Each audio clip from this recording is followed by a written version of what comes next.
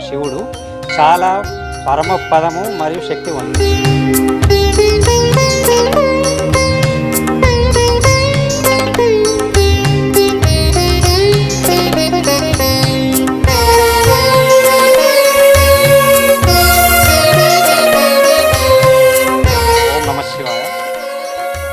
నేను శివాలయం చైర్మన్గా ఈ సంవత్సరం అభివృద్ధి కార్యక్రమంలో పాల్గొనడానికి ముందుకు వచ్చిన.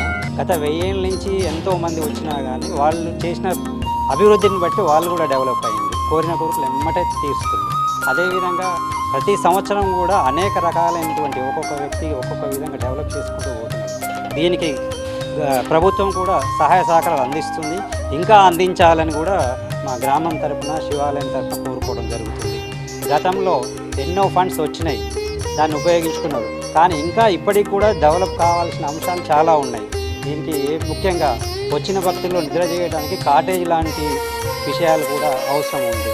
తర్వాత ప్రొటెక్షన్ కోసం కూడా సెక్యూరిటీ సిబ్బంది అవసరం ఉంది. భవిష్యత్తులో ఈ పిల్లలమర్రి శివాలయం అనేది మరో శ్రీశైలంగా వర్ధిల్లాలని కోరుకుంటున్నాం అందరి తరఫున.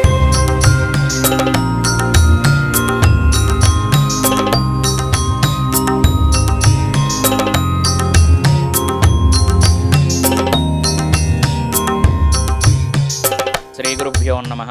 వాగర్ధావివ సంపృక్తౌ వాగర్ధ ప్రతిపత్తయే జగతః పితరౌ వందే పార్వతీ పరమేశ్వరు.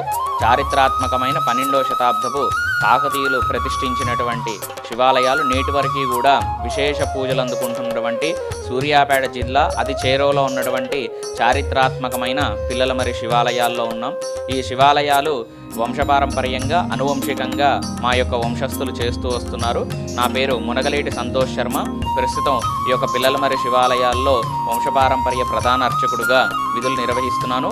ఈ యొక్క ఆలయాల్ని కాకతీయుల కాలంలో గణపతి రాజు యొక్క సామంతరాజులైనటువంటి రేచర్ల నామిరెడ్డి, బేతిరెడ్డి ఇక్కడ 3 ఆలయాల్ని ప్రతిష్ఠించడం జరిగింది.